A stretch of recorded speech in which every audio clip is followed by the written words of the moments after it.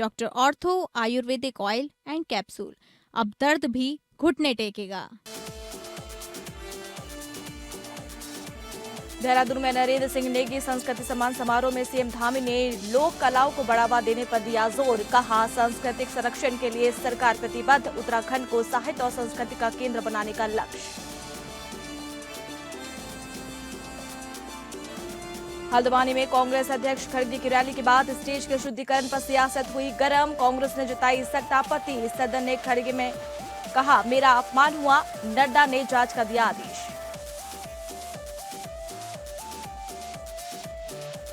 देहरादून के मदरसे पर उत्तराखंड अल्पसंख्यक शिक्षा प्राधिकरण ने मारा छापा। बिना मान्यता चल रहे मदरसे पर कार्रवाई।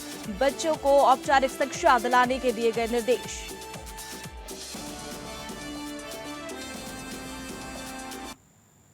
नमस्कार, बहुत स्वागत है आप सभी का। मैं हूं आपके साथ नेहा राज सोनी और आइए रुक करते हैं खबरों का। मुख्यमंत्री पुष्कर सिंह धामी ने देहरादून में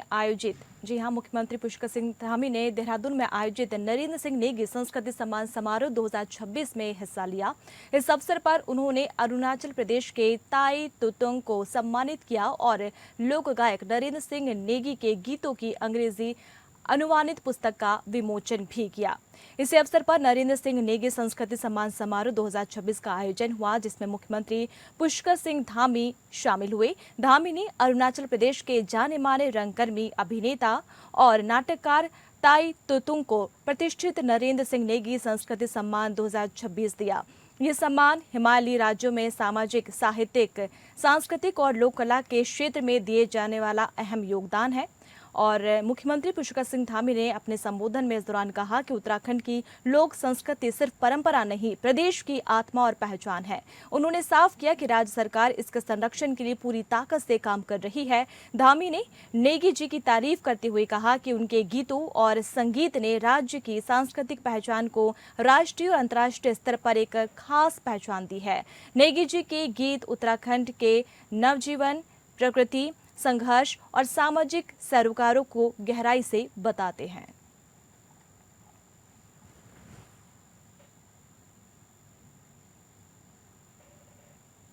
उत्तराखंड के हल्द्वानी स्थित रामलीला मैदान में 8 अगस्त 2026 को कांग्रेस अध्यक्ष मल्लिकार्जुन खड़गे की रैली के बाद एक हिंदूवादी संगठन श्री रामसेना धर्मार्थ सेवा न्यास द्वारा मंच का यज्ञ और वैदिक मंत्रोच्चार के साथ शुद्धिकरण किए जाने पर बड़ा राजनीतिक विवाद खड़ा हो गया है।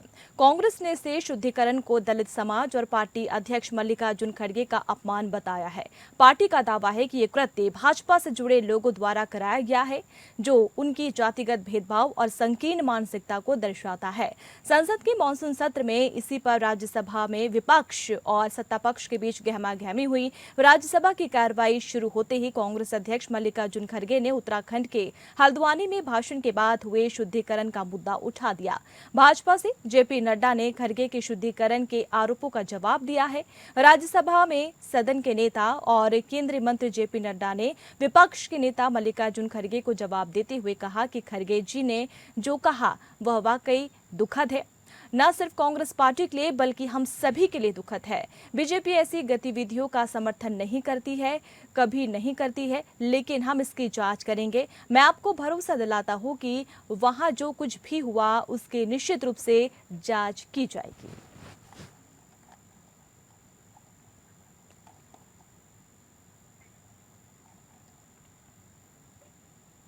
चंपावत में भारत निर्वाचन आयोग के दिशा निर्देशों के तहत विशेष संक्षिप्त पुनरीक्षण एसआईआर के कार्यों को लेकर चंपावत में प्रशासन ने तेजी बढ़ा दी है। जिला निर्वाचन अधिकारी और जिलाधिकारी मनीष कुमार के मार्गदर्शन में अपर जिलाधिकारी और उप जिला निर्वाचन अधिकारी KN गोस्वामी की अध्यक्षता में एसआईआर कार्यों की समीक्षा को लेकर ऑनलाइन बैठक आयोजित की गई। बैठक में जनपद चंपावत के अंतर्गत आने वाले 52 लोहाघाट और 55 चंपावत विधानसभा निर्वाचन क्षेत्रों के सभी बूथ लेवल अधिकारियों यानी BLO को महत्वपूर्ण निर्देश जारी किए गए हैं। प्रशासन ने सभी BLO को फॉर्म 6, फॉर्म 7 और फॉर्म 8 की ऑनलाइन एंट्री और डिजिटलाइजेशन का कार्य ERO एनईटी पर 13 अगस्त 2026 तक अनिवार्य रूप से पूरा करने के निर्देश दिए हैं। उस दौरान डीएलएमडी की ओर से बीएलओ को ऑनलाइन एंट्री और डिजिटलाइजेशन की प्रक्रिया से जुड़ी तकनीकी जानकारी और आवश्यक दिशा निर्देश भी दिए गए।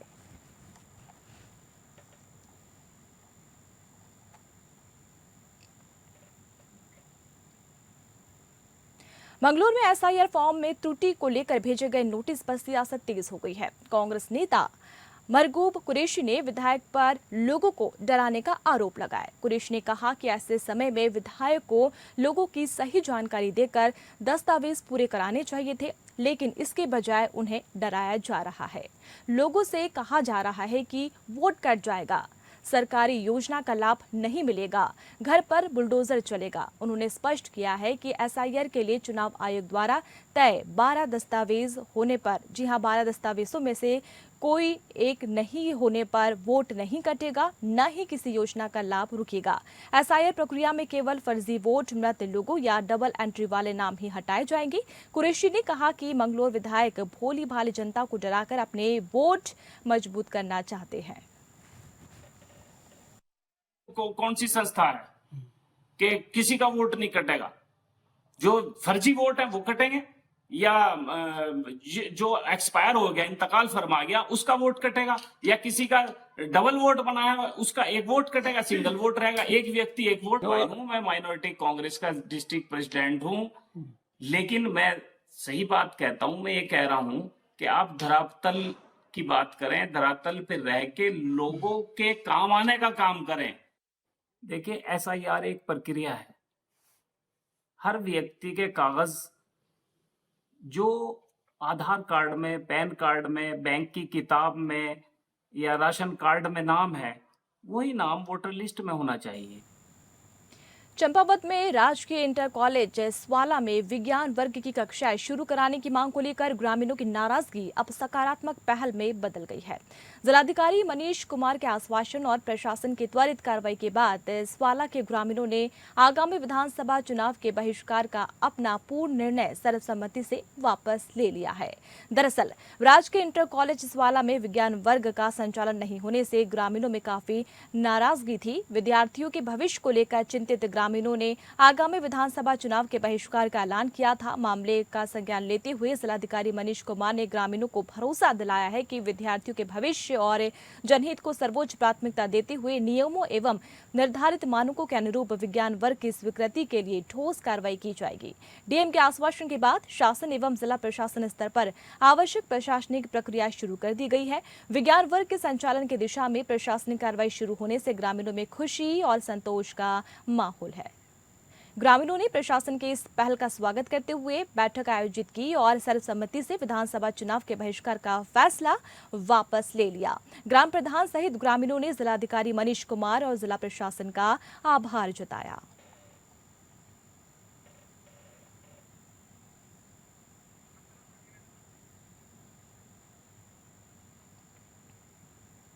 चंपावत में मुख्यमंत्री पुष्कर सिंह धामी जी के निर्देश अनुसार और जिलाधिकारी चंपावत मनीष कुमार जी के मार्गदर्शन में हर घर तिरंगा अभियान के तहत गुरुवार को चंपावत मार्केट में विशाल तिरंगा रैली का आयोजन किया गया। रैली में जनप्रतिनिधियों, युवाओं, छात्र छात्राओं और स्थानीय नागरिकों ने बढ़ चढ़कर हिस्सा लिया।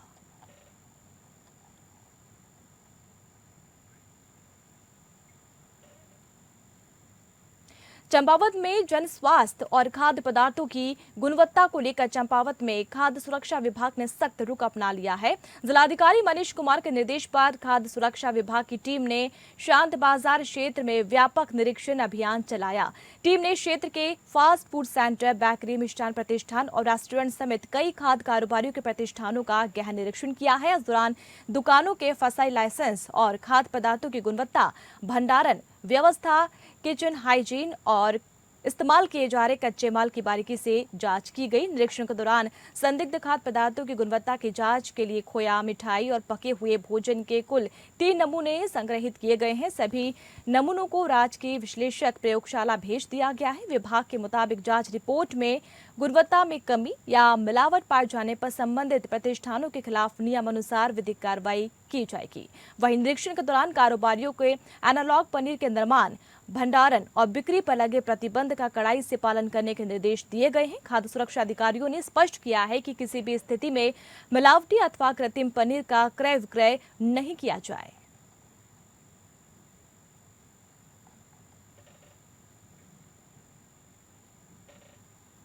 चंपावत में जिले में धान की फसल को लेकर कृषि विभाग अलर्ट मोड पर है। मटियानी गांव में धान की फसल में रोग एवं कीट प्रकोप की सूचना मिलने के बाद कृषि विभाग की टीम ने खेतों में पहुंचकर स्थलीय निरीक्षण किया। टीम ने प्रभावित फसल का बारीकी से जायजा लेने के साथ पौधों और मिट्टी के नमूने भी एकत्रित किए।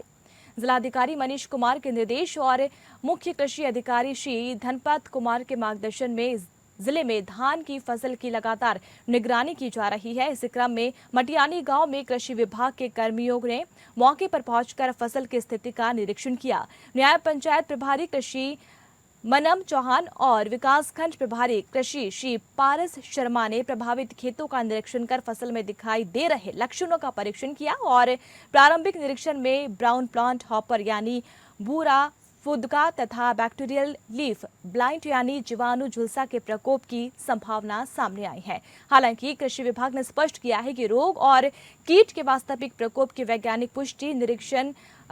पुष्टि रिपोर्ट आने के बाद ही हो पाएगी और इसके लिए खेतों से पौधों और मिट्टी के नमूने एकत्र कर परीक्षण के लिए भेजे जा रहे हैं। नमस्कार सभी क्षेत्रवासियों को 15 अगस्त की आने वाली शुभकामनाएं।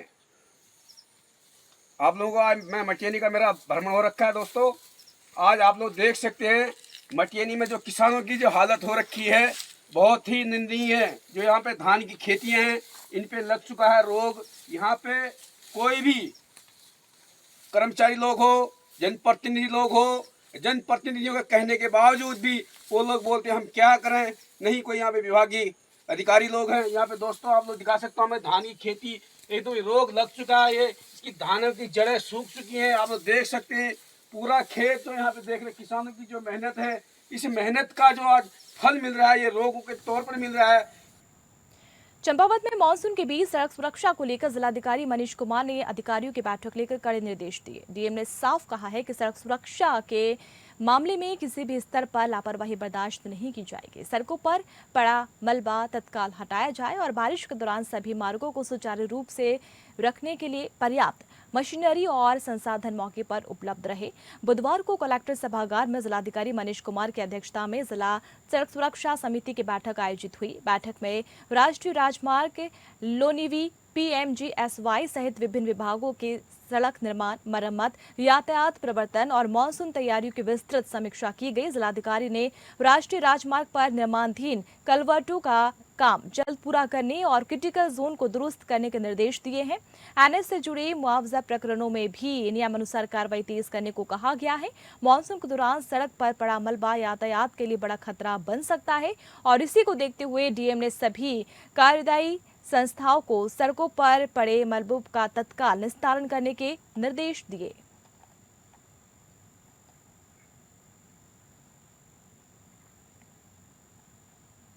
चंपावत में जनपद को नशा मुक्त बनाने के लिए चंपावत पुलिस का अभियान लगातार जारी है।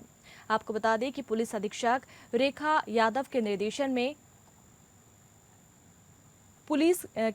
में नशे की खेती और अवैध नशे के कारोबार के खिलाफ लगातार सख्त कार्रवाई की जा रही है। इसी क्रम में 12 अगस्त 2026 को प्रभारी थानाध्यक्ष पार्टी रमेश बेलवाल के नेतृत्व में थाना पार्टी पुलिस टीम ने बड़ी कार्रवाई करते हुए ग्राम जोगांव और पारस के पास करीब 25 नाली भूमि पर अवैध रूप से की जा रही भांग की खेती को नष्ट कर दिया है। पुलिस की इस कार्रवाई से अवैध रूप से नशे की खेती करने वालों में हड़कंप मचा हुआ है। चंपावत पुलिस ने साफ संदेश दिया है कि जनपद में नशे की खेती तस्करी और अवैध कारोबार को किसी भी कीमत पर बर्दाश्त नहीं किया जाएगा।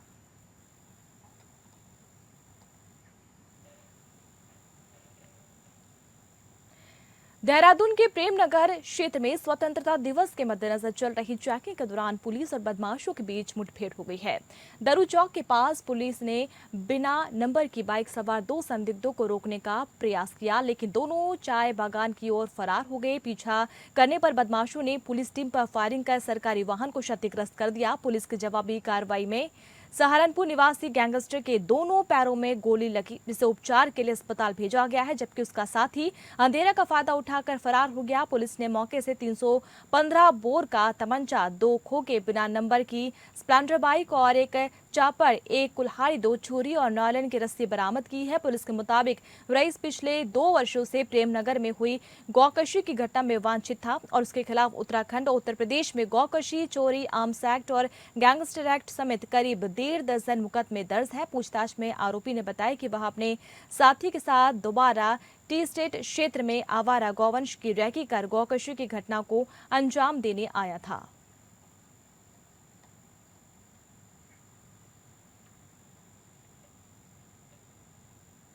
चंपावत के स्कूली विद्यार्थियों के लिए बड़ी खबर है। अब जिले की कक्षा 6वीं से 12वीं तक के विद्यार्थी अपने नए और मौलिक वैज्ञानिक विचारों को राष्ट्रीय मंच तक पहुंचा सकेंगे। भारत सरकार के विज्ञान और प्रौद्योगिकी विभाग और राष्ट्रीय नव प्रवर्तन प्रतिष्ठान भारत की इंस्पायर मानक योजना 2026-27 के तहत विद्यार्थियों से नवाचार और वैज्ञानिक विचार आमंत्रित किए गए हैं। विद्यालय 15 सितंबर 2026 तक विद्यार्थियों के अधिकतम 5 मौलिक विचारों का ऑनलाइन नामांकन कर सकेंगे। योजना का मकसद स्कूली विद्यार्थियों में कम उम्र से ही वैज्ञानिक सोच, रचनात्मकता और नवाचार की ओर बढ़ावा देना है। योजना के तहत चंपावत के कक्षा 6वीं से 12वीं तक के सरकारी और निजी विद्यालयों के विद्यार्थी अपने आसपास की समस्याओं के ऐसे तकनीकी समाधान प्रस्तुत कर सकते हैं जिनसे समाज को वास्तविक लाभ मिल सके। विद्यालय अपने विद्यार्थियों के अधिकतम 5 मौलिक विचारों का नामांकन कर सकते हैं। इनमें अधिकतम 2 विचार कक्षा 11वीं और 12वीं के विज्ञान वर्ग के विद्यार्थियों के हो सकते हैं। कृषि, पर्यावरण, परिवहन, श्रम, घरेलू कार्य और रोजमर्रा की सामाजिक समस्याओं के वैज्ञानिक समाधान को विशेष रूप से प्रोत्साहित किया जाएगा।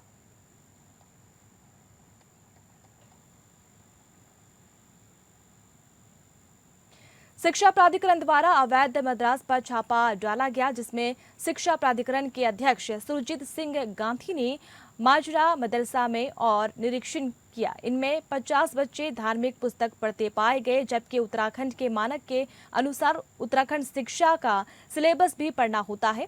उन्होंने चेतावनी देकर छोड़ दिया और कहा कि भविष्य में पहले आप मान्यता के लिए अप्लाई करके उसके बाद शिक्षा विभाग का सिलेबस बच्चों को पढ़ाए। बिना मान्यता के संचालित किए जा रहे मदरसों के खिलाफ उत्तराखंड अल्पसंख्यक शिक्षा प्राधिकरण ने कार्रवाई की थी। प्राधिकरण के चेयरमैन डॉक्टर सुरजीत सिंह गांधी ने टीम के साथ आजाद कॉलोनी मजरा स्थित मदरसा दार ए अकरम का औचक निरीक्षण किया था। निरीक्षण के दौरान चेयरमैन ने मदरसा प्रबंधन मास्टर अब्दुल सत्तार से संस्था का संचालन और बच्चों की शिक्षा के संबंध में विस्तृत जानकारी ली। प्रबंधन ने बताया कि मदरसे की मान्यता के लिए शिक्षा विभाग में अभी आवेदन नहीं किया गया है और इस पर चेयरमैन ने कड़ी चेतावनी देते हुए स्पष्ट किया है कि बच्चों को केवल धार्मिक शिक्षा तक सीमित नहीं रखा जा सकता। प्रत्येक बच्चों को मान्यता प्राप्त और गुणवत्तापूर्ण औपचारिक शिक्षा का अधिकार है।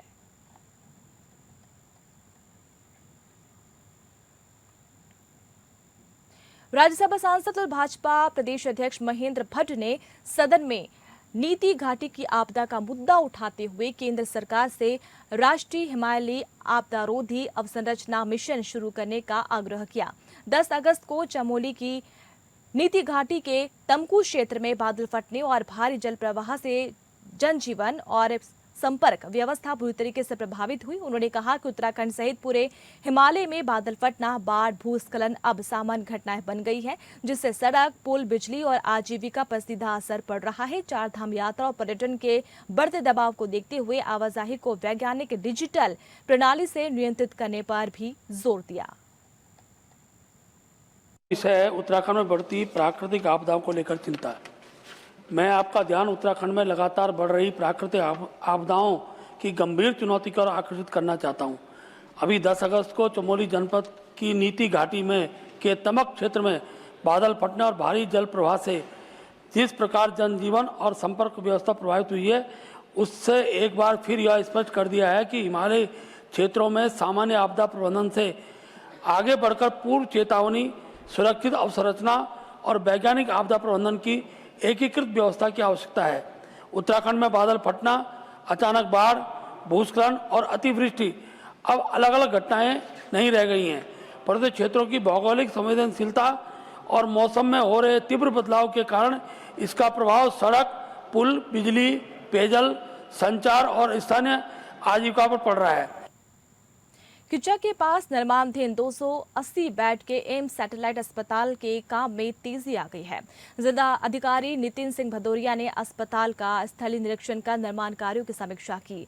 डीएम ने सीपीडब्ल्यूडी के अभियंताओं को श्रमिकों और उपकरणों की संख्या बढ़ाकर निर्माण में तेजी लाने के निर्देश दिए हैं। उन्होंने कहा कि भवन का कार्य प्राथमिकता से 10 सितंबर तक पूरा किया जाए ताकि इसी महीने से ओपीडी सेवाएं शुरू की जा सके। अधिकारियों ने बताया कि आवासीय भवनों का निर्माण 85% से अधिक पूरा हो चुका है। अस्पताल तक पहुंच मार्ग और प्लांटेशन का काम भी सितंबर में पूरा कर लिया जाएगा। लगभग 351 करोड़ की लागत से बन रहे इस अस्पताल में 250 bed, 10 operation theatre, 30 ICU bed, diagnosis lab के साथ ही cardiology, nephrology, urology, neurology, surgery, orthomedicine, paediatric और इमरजेंसी ट्रामा सेंटर जैसी सुविधाएं होंगी। सभी लोग यहाँ पे हमारे एम्स के जो निरीक्षण हुआ आज मौजूद थे और आज के द्वारा सबके सामने, कैमरे के सामने हमारे जो एनसीसी कंपनी है उनके द्वारा कमिटमेंट दिया गया, आउटर फसाड पूरा कर लेंगे। इसके अलावा मेन बिल्डिंग का फर्स्ट फ्लोर और 10 सितंबर तक और ग्राउंड फ्लोर और प्लस फर्स्ट फ्लोर इसको हैंडओवर कर देंगे। तो इससे मेडिकल डिपार्टमेंट को अपने पूरे इक्विपमेंट सेटअप करने के लिए, अपने पूरी लैब सेटअप करने के लिए और अपनी व्यवस्था करने के लिए पूरा समय मिल जाएगा। और इसके अलावा वैकल्पिक व्यवस्था में ऑलरेडी 2 बिल्डिंग्स हमारी हैंडओवर हो चुकी हैं जहां पे ओपीडी की व्यवस्था भी की जा रही है। और इसी के साथ फिलहाल इस बुलेटिन में इतना ही। नमस्कार।